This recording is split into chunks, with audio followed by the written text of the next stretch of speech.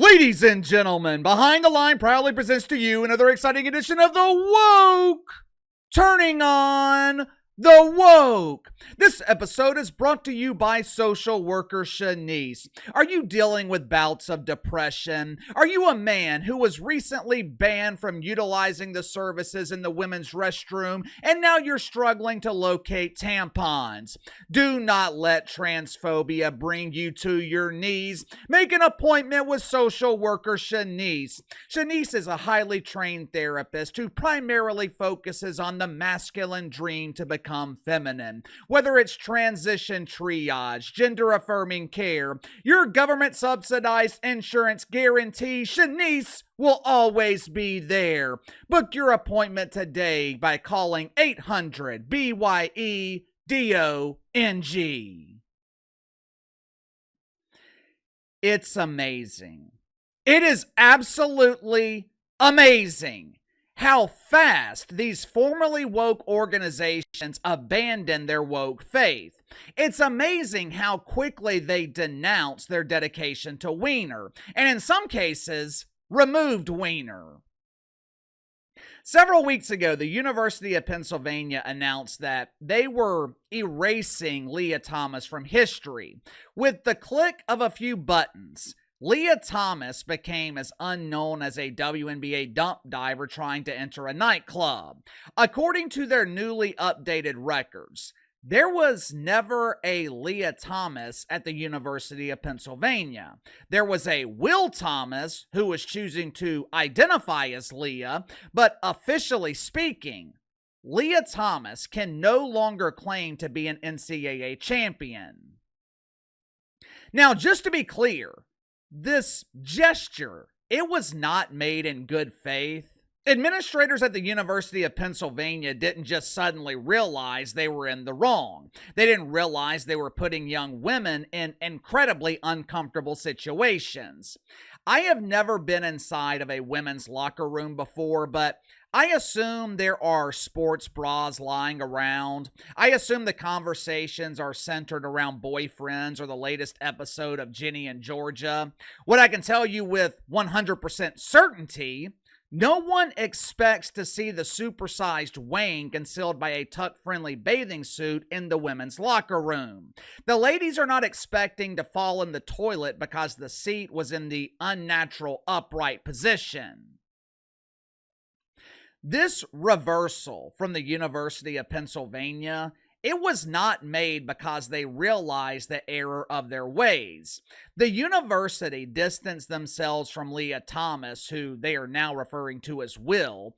They distanced themselves from Will because the Trumper, he withheld $175 million of federal funding. You know, it's strange. It's amazing how fast their ideology changes when hundreds of millions of dollars are at risk. All of a sudden, the clouds cover the rainbow and the university is begging to make the money rain. Colleges and universities are not the only organizations banning dudes from competing in women's sports. 2028, the Olympics will be held in Los Angeles. That is, if Los Angeles is still a major city by then. With the mass exodus in the People's Republic of California, they might have to move the Olympics from the People's Republic down to Baja California. But as of right now, the Olympics will be held in Los Angeles. Athletes from around the world will arrive at LAX. But as of yesterday, there is a microscopic portion of athletes that had their invitation to the Olympics rescinded. Athletes like Amin Khalif, Laurel Hubbard, they will no longer be allowed to compete because the Olympics have officially banned transgender athletes. Make sure to like and subscribe. You can follow me on Twitter at KC_BTL84. Link to the second channel is in the description below. Today on second channel, gonna be reviewing the latest performance from Angel Reese. The double-double Barbie was on fire last night in another humiliating loss.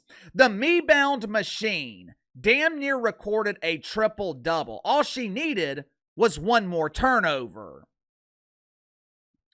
Once again, Angel Reese was absolutely atrocious last night. I'll show you all the footage, so click the link in the description below, subscribe to the second channel.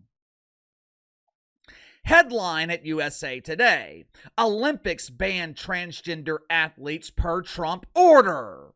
Now take a guess, just take a wild guess as to who produced this steaming turd. Uncle KC, was it the Star Trek virgin Mike Freeman? No, it's been a while since I've heard from Michael. The latest update I received from my sources: Mike was boarding the Death Star hoping to seduce Darth Vader. Unfortunately, Darth was alerted to Mike's arrival, so he planned a sabbatical with Master Shredder, also known as Oroku Saki, or as Jin Saki prefers to call him, Honey. Even though Darth escaped Mike's advances, that did not eliminate his ambition. He spent the weekend trying to seduce Obi-Wan Kenobi, but the Jedi Master, he's one hell of a sleuth. The Star Trek virgin, he has not been seen since. But don't you worry, Mike Freeman. Uncle KC hasn't forgotten about you. I also haven't forgotten about that apology you owe me for the fabricated racism you spread about BYU and Rachel Richardson. You promised me an apology when the racism was proven to be mythical. Well, it's been 3 years, and I'm still waiting for that apology. But anyway, the producer of this latest turd from USA Today, Nancy Armour. Supposedly, Nancy is a proud feminist. She claims to be an advocate for women's sports. Of course, lately, Nancy only seems to be advocating for female athletes with a wiener. According to Nancy Armour, the Olympics are bending the knee. They are caving to pressure from Donald Trump. This is so sad. Dreams are being crushed. We will no longer see bearded beauties competing at the Olympics.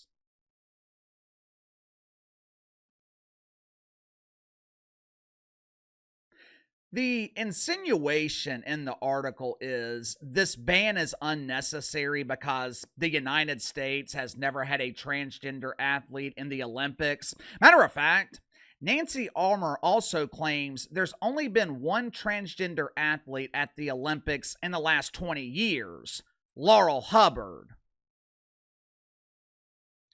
I guess in her advancing age, Nancy forgot about Amin Khalif. Well, Casey, Amin Khalif wasn't a transgender athlete. Amin Khalif is a natural woman. Man, I feel like a woman. Yeah, the X chromosomes in Amin Khalif's body would beg to differ. Nancy Armour also insinuates that this ban is unnecessary because there's a lack of science proving that transgender athletes have a physical advantage over female athletes. If that's the case, how come we're not conducting scientific studies looking into the potential advantage that women identifying as men have over biological men? How come we never see women identifying as men competing against real dudes? When it comes to transgender athletes, how come it always involves men invading women's sports? Although most of this article was a steaming pile of shit, I do agree with one point that Nancy Armour made. The Olympics are damn sure doing this to appease the Trumper. For starters, I will credit the Trumper. He has accomplished a lot in the last 6 months, most of which doesn't get reported by the mainstream media. I wonder why.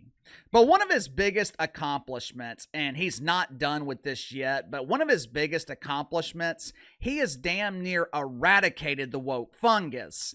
Like I told you guys before, this isn't something that you can half-ass. This isn't something that you can tolerate. CNN has been trying to eradicate the fungus for years now while also trying to tolerate it. Look at the end result. If you're going to eradicate the fungus, it has got to be 100%. Otherwise, it just grows back. Now, to his credit, the Trumper is doing everything he can to get rid of this disease. He's going after colleges and universities where the fungus originated. He's going after the politicians responsible for spreading it. And he's going after sports, the Olympics, by banning transgender athletes, which is great. It's exactly what he should be doing. Hell, he shouldn't have to do this to begin with. This should be a non-issue. But it shows you how much power, it shows you how much influence the president has, which is great now, but could be a real problem in the future. For decades, politics and sports were kept separate from each other. But over the last 4 or 5 years, they've been mixed together and the results have been disastrous. I know we made fun of Johnny B. Biden, but look at the influence he had in sports. Teenage girls were forced to compete with teenage boys. If the parents had the audacity to defend their daughters, they were labeled transphobic. Or even worse, their daughters were ostracized. They damn sure weren't defended by the school system, especially in places like the People's Republic of California. While I agree with what the Trumper is doing, I know he had to extinguish the flaming ass fire that was set by John Biden. But what happens when the next John Biden is elected? God forbid, what happens if Zorro, the dude running for mayor in New York City, what happens if he becomes president? I just hope that we can get back to the point where organizations like the Olympics are not influenced by the White House or the government. But give me your thoughts on this. The Olympics ban transgender athletes and the woke media is unsurprisingly outraged. Is this ban permanent, or do you think it could be reversed if we have another woke president? Sound off in the comments below. I'll see you guys later.